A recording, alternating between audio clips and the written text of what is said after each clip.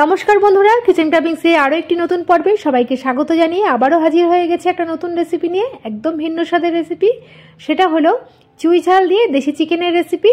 এই চুই ঝাল ব্যবহার করাতে চিকেনের স্বাদ তো বাড়েই, তাছাড়া এর প্রচুর ভেষজ গুণ আছে। এটা ব্যবহার করাতে গ্যাস অম্বলের সমস্যা তো দূর হয়, তাছাড়া কোষ্ঠকাঠিন্যের সমস্যা থাকলেও দূর হয়ে যায়, তাছাড়া অনিদ্রা থাকলেও এটাতে দূর হয়। তাহলে দেখে নেওয়া যাক আজকের রেসিপি, দেখতে থাকো। এটা পুরো ভিন্ন স্বাদের একটা রেসিপি। আমি এর জন্য 1 কেজি চিকেন ভালো করে, দেশি চিকেন ভালো করে কেটে আমি 700 গ্রাম মতন করে নিয়েছি, আর 700 গ্রাম মাংস পাওয়া গেছে। আর নিয়ে নিয়েছি চুই ঝালটাকে টুকরো টুকরো করে কেটে নিয়েছি। এটা পুরো একটা গোটা ডাল কেটে নিয়েছি। আর নিয়েছি গোটা রসুন, পেঁপে, পেঁয়াজ, টক দই আর আলু, আর পেঁয়াজ, আদা, রসুন আর একটা টমেটো আমি ব্লেন্ড করে নিয়েছি। এবার আমি চিকেনটাকে একটু ম্যারিনেট করে নেবো। পেঁয়াজ, আদা, রসুন, টমেটোর পেস্টটা দিয়ে দিচ্ছি। আর 50 গ্রাম মতন আমি টক দই নিয়ে নিয়েছি, সেটাও আমি দিয়ে দিচ্ছি। আর দিয়ে দিচ্ছি ওপর থেকে স্বাদ মতন লবণ, 1 চামচ হলুদ গুঁড়ো, 1 চামচ জিরের গুঁড়ো, 1 চামচ ধনের গুঁড়ো আর 1 চামচ লঙ্কার গুঁড়ো। আর দিয়ে দিচ্ছি একটু সর্ষের তেল। একবারে মানে মটন যেভাবে ম্যারিনেট করি আমরা, সেইভাবেই আমি এটা রান্না করব। খেতে একদম পুরো মটনের মতনই লাগবে। দেশি চিকেন যেহেতু আমি এইভাবেই রান্না করি, তোমরা অবশ্যই একবার দেশি চিকেন এইভাবে রান্না করে দেখবে, অসাধারণ লাগে।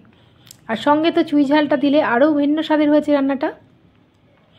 আমি এটাকে ম্যারিনেট করে খুব ভালো করে ম্যারিনেট করব, যাতে ম্যারিনেট করাতেই অর্ধেকটা মানে মাংসটা অর্ধেক মানে নরম হয়ে যায়। এবার আমি 1 ঘন্টা ঢাকা দিয়ে রেখে দিলাম। এদিকে 1 ঘন্টা পর আমি কড়াইতে নিয়ে নিচ্ছি সর্ষের তেল। রান্নাটা আমি পুরো সর্ষের তেলেই করব। আর ওপর থেকে দিয়ে দিচ্ছি একটু স্বাদ মতন লবণ আর 1 চামচ হলুদ গুঁড়ো। তারপরে আমি তেলটাকে ভালো করে নেড়ে চেড়ে নিচ্ছি, যাতে তেলটা ছিটকে না আসে। এবার আমি আলুগুলোকে লাল লাল করে ফ্রাই করে নেব। মাংসে একটু আলু না দিলে একদম ভালো লাগে না। আর দিয়ে দিচ্ছি কেটে রাখা পেঁপের টুকরোগুলো। পেঁপেটা আমি দিচ্ছি কারণ এটা যেহেতু দেশি চিকেন, একটু সেদ্ধ হতে দেরি হয়, তাই পেঁপেটা দিলে খুব সুন্দর একদম সেদ্ধ হয়ে যায়, আর একটা আলাদা টেস্টও হয় পেঁপে দিলে। এবার আমি এই আলুর সাথে পেঁপেগুলোকে ভেজে নিচ্ছি লাল লাল করে। এপিট ওপিট করে 2 পিঠে আমি আলুটা ফ্রাই করে নিয়েছি।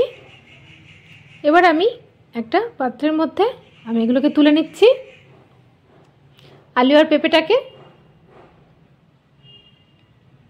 তারপরে আমি এই তেলের মধ্যেই দিয়ে দেবো ফোড়নে গোটা জিরে, আর দিয়ে দিচ্ছি গোটা গরম মশলা, এলাচ, লবঙ্গ, দারচিনি আর 2টো শুকনো লঙ্কা। এবার আমি একটা ফ্লেভার আসা পর্যন্ত ফোড়নটা আমি একটু ভালো করে নেড়ে নেব। 5 থেকে 6 সেকেন্ড আমি নেড়ে নিচ্ছি। সুন্দর একটা ফ্লেভার আসলে আমি কেটে রাখা পেঁয়াজের টুকরোগুলোকে দিয়ে দিচ্ছি।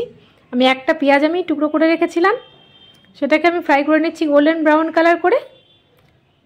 এবার পেঁয়াজটা গোল্ডেন ব্রাউন কালার হয়ে গেলে এবার আমি 10 থেকে 12টা গোটা রসুনের টুকরো আমি কেটে রেখেছিলাম, এটাকেও আমি পেঁয়াজের সাথে ফ্রাই করে নিচ্ছি। গোটা রসুনটা দিলে খুব সুন্দর লাগে মুখে।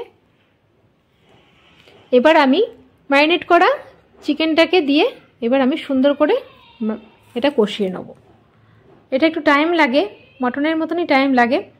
আমি এটাকে 10 মিনিট মতন কষিয়ে নেব। খুব ভালো করে এটা কষাতে হবে, কষাতে কষাতেই রান্নাটা হবে। আমি এটাতেও আমি প্রেশার কুকার ইউজ করব না। আমি মটনের ক্ষেত্রেও আমি প্রেশার কুকার ইউজ করি না, আমি দেশি চিকেনেও আমি প্রেশার কুকার ইউজ করব না, কেননা এটা কষিয়ে করলে বেশি টেস্ট হয়। আর ওপর থেকে দিয়ে দিচ্ছি একটু কালারের জন্য কাশ্মীরি লঙ্কার গুঁড়ো। আমি লঙ্কার গুঁড়ো, প্লেন লঙ্কার গুঁড়ো আমি আগেই ব্যবহার করেছি, আর কালারের জন্য দিয়ে দিলাম একটু কাশ্মীরি লঙ্কার গুঁড়ো। দেখো কাশ্মীরি লঙ্কার গুঁড়োটা দেওয়াতে খুব সুন্দর একটা কালার আসছে আস্তে আস্তে। আর মশলাটা কষাতে কষাতে একটুখানি তেলও ছাড়ছে। আর পেঁপের টুকরোগুলোকে আমি দিয়ে দিচ্ছি। পেঁপের টুকরোগুলোকে দিয়ে আমি এবার চিকেনটা কষিয়ে নেব। পেঁপেটা দেওয়াতে চিকেনটা খুব সুন্দর সেদ্ধ হয়ে যাবে। দেশি চিকেন যেহেতু একটু সেদ্ধ হতে দেরি হয়, পেঁপে দিলে খুব তাড়াতাড়ি সেদ্ধ হয়ে যায় আর একটা আলাদা টেস্টও ছাড়ে। আমি আরও 10 মিনিটের জন্য ঢাকনা দিয়ে দিলাম। ফিরে আসি 10 মিনিট পর। দেখো মশলা থেকে পুরোপুরি তেল ছেড়ে দিয়েছে আর এটা কষানোও হয়ে গেছে। আমি একটু ভালো করে নেড়ে ছেড়ে নিচ্ছি এটাকে। এখন আমি এর মধ্যে দিয়ে দেবো চুই ঝাল আর গোটা পেঁয়াজটাকে আমি একটু দুফালা করে নিয়েছি, গোটা রসুন 2টো, আর চুই ঝালগুলোকেও দিয়ে দিয়েছি।